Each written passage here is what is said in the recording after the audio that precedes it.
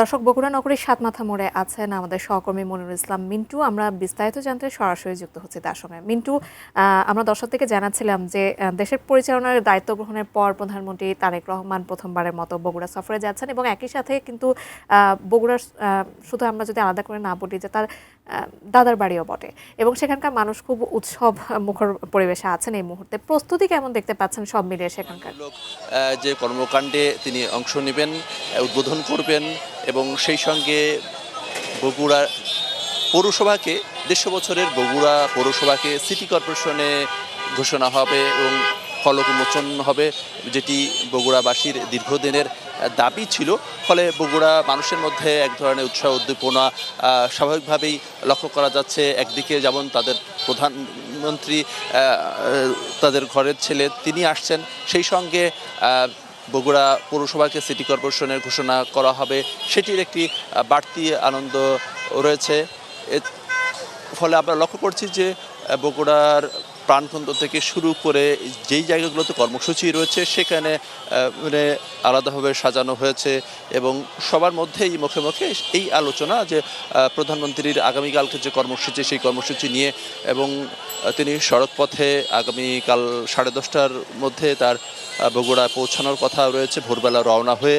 এরপরে তিনি circuit house থেকে যে জজ আদালত রয়েছে সেখানে যে নবনির্মিত বারের যে ভবন সেটি উদ্বোধন করবেন।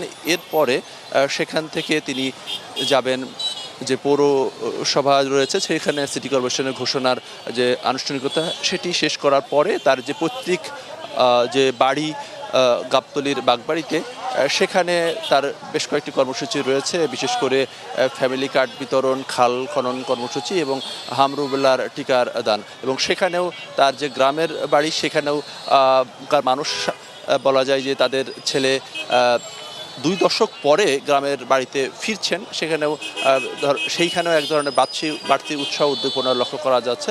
এবং সবাই যে বগুড়ার যে আগের যে উন্নয়ন ছিল মাঝখানে সেই উন্নয়নটি অনেকটা বাধাগ্রস্ত হয়েছে তারা বলছেন।